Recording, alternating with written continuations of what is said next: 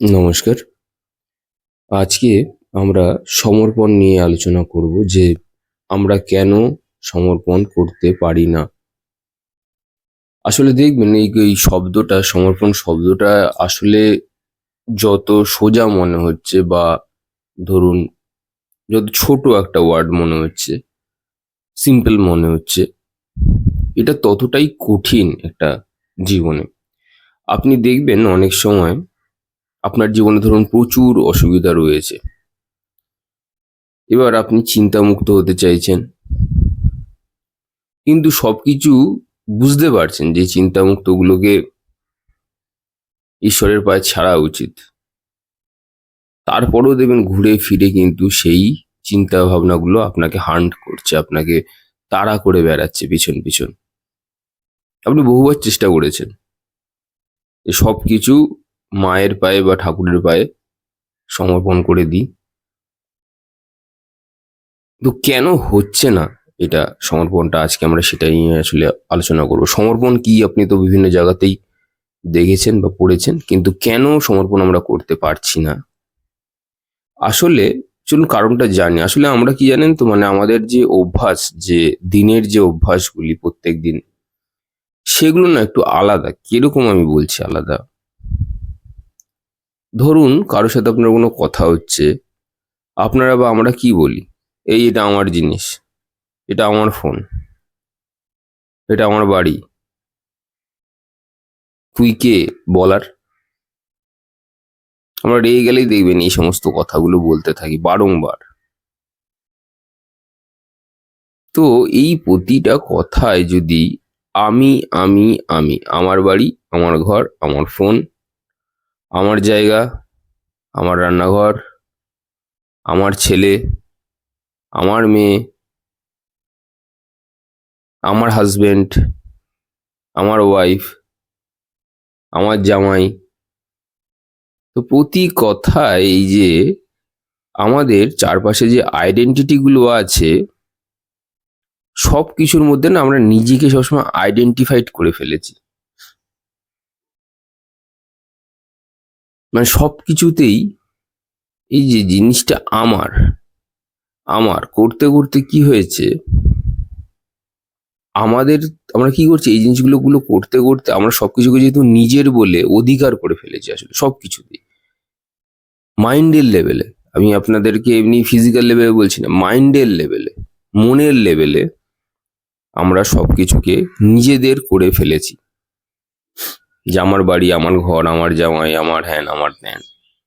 তো এই যে মাইন্ডের লেভেলে এই যে সবকিছুকে যে আমরা করে ফেলেছি, নিজেদের করে ফেলেছি, ফলে একটা অধিকার জন্মে গেছে। এগুলো একটা অভ্যাস দিনের পর দিন করেছেন। তো দিনের পর দিনের তৈরি হওয়া যে সংস্কার যেটা আপনার মধ্যে রয়েছে, আপনি কি করে ভাবলেন যে একদিনে আপনি সমর্পণ করা শিখে যাবেন? তা একদিনে ওই জন্য সমর্পণ হচ্ছে না। আপনি এমনকি চিন্তা ভাবনাগুলোকেও ছাড়তে পারছেন না। আপনার মধ্যে যে নেগেটিভ যে চিন্তা ভাবনাগুলো আছে বা যেগুলো বারংবার আপনাকে তাড়া করে বেড়াচ্ছে, সেই চিন্তা ভাবনাগুলোকে আমরা ছাড়তে পারছি না। তার একটাই কারণ, ওই পজিটিভনেসের জন্য, অধিকার বোধের জন্য, যেটা প্র্যাকটিস হয়ে রয়েছে। আমরা তো ছাড়ার চেষ্টা করিনি কোনোদিনও, আমরা সবসময় ধরে রাখার চেষ্টা করেছি।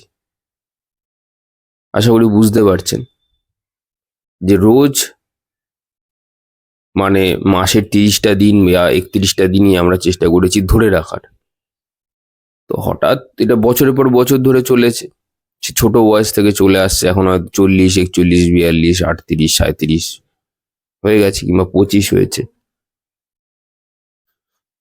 তো এই এত দিনের সংস্কার, ২০-২২ বছরের আমার আমার করা সংস্কার, আপনি কি করে ভাবলেন যে আপনি শুধুমাত্র যখন মৃত্যু মুখে আপনি সবকিছু ছেড়ে দিয়ে চলে যেতে পারবেন? এই বিষয়বস্তুর প্রতি সমস্ত জায়গায় আপনার মন আষ্টে পৃষ্ঠে আটকে থাকবে।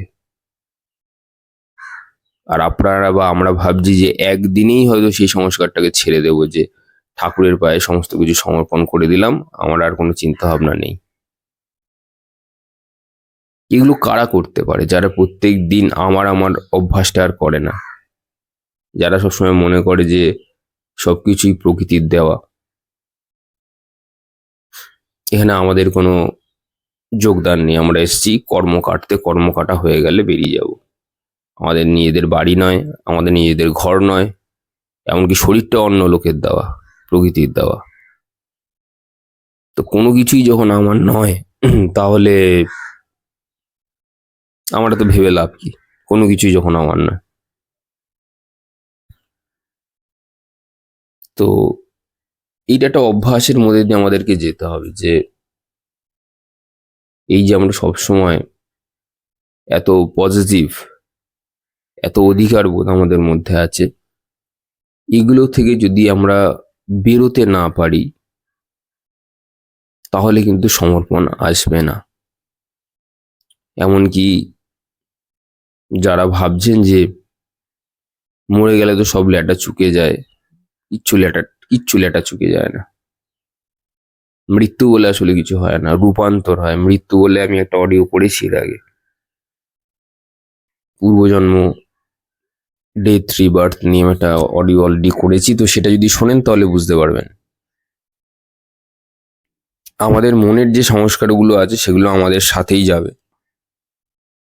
মেটেরিয়াল জিনিসপত্র আপনি এখানে রেখে যেতে পারবেন, কিন্তু সেই মেটেরিয়াল জিনিসপত্রের প্রতি আপনার তৈরি হওয়া যে লোভ, লালসা, অধিকারবোধ, সংস্কার, সব আপনার সাথে সাথে যাবে। আপনার ফ্রিকোয়েন্সি যেরকম হবে, আপনি সেরকম আবার জন্মগ্রহণ করবেন বিভিন্ন জায়গাতে। আপনার মধ্যে যদি প্রচন্ড লোভ থাকে, আপনি এমন একটা ফ্যামিলিতে গিয়ে পড়বেন যেখানে আহ, পরিবারের লোকরা মারপিট করছে জিনিসপত্র আদায়ের জন্য। এরকম হয় দেখবেন বিভিন্ন বাড়িতে। আপনার মধ্যে যদি প্রচুর ভয় থাকে, আপনি দেখবেন আপনি এমন বাড়িতে গিয়ে পড়েছেন যেখানে পরিবারের লোকরা সবসময় ভয়ে ভীত হয়ে থাকে। মূলাধার চক্রে, মানে সেখানকার আয় ব্যয়ও খুব কম। খারাপ একটা জায়গাতে গিয়ে পড়েছেন। আপনি যদি সবসময় জেলেসি করে থাকেন, তো আপনি দেখবেন যে আপনি এমন একটা পরিবারে জন্মেছেন যেখানে আপনার গুরুত্ব নেই, সবসময় হিংসা নিয়ে ব্যস্ত। তো আমরা আমাদের ক্রিয়মান কর্মকে যদি এখন থেকে ঠিক না করি এবং সমর্পণ করা যদি না শিখি, তাহলে এর ভবিষ্যৎ কিন্তু সত্যিই খুব খারাপ। সমর্পণ তো আর একদিনে আসে না। ভালোবেসে সমর্পণ, আসলে আমাদের মধ্যে সে ভালোবাসাটাই নেই। ধরুন আমি শিব কালী যাকেই ভালোবাসি না কেন, কৃষ্ণ যাকেই ভালোবাসি না কেন, তার মধ্যে যদি লোকে বলে আমি ভালোবাসি, তাহলে ভালোবাসলে তুমি তাহলে ছাড়তে পারছো না কেন? তুমি তোমার নিজেকে 100% তাকে ছাড়তে পারছো না কেন?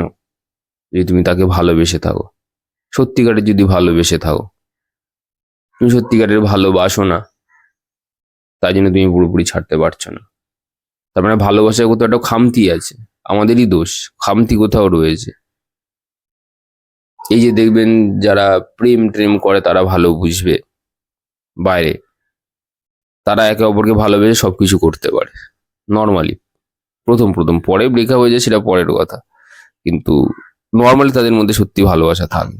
ভালোবাসা না থাকলে তো আর কিছু হয় না। তো এই রকম ভালোবাসায় যদি ঈশ্বরকে করতে পারেন, একই ভালোবাসা, এবার আমরা করতে পারি না কেন? তার হাত পা নড়ে না, চড়ে না, মাটির মূর্তিটা উঠে ডান্স করে না আমাদের সাথে। তো সেই জন্য আমরা আর কি লোক দেখানো বা নিজের মন ভালো ভালোবাসা অনেক সময় করে থাকি। কিন্তু যদি কোনোদিন এটা শিখে উঠতে পারে কেউ, তাহলে সেদিনকে সমর্পণটা অটোমেটিক হয়ে যাবে। সমর্পণটা আর করতে হবে না। সমর্পণটা আসলে করার জিনিস না, সমর্পণ একটা অটোমেটিক একটা হয়ে যাওয়ার একটা জিনিস।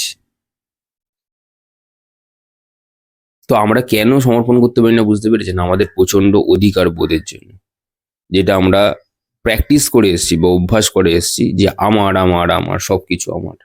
এই যে একটা বড় ইগো, এই ইগো যতক্ষণ না আপনি ছাড়তে পারছেন,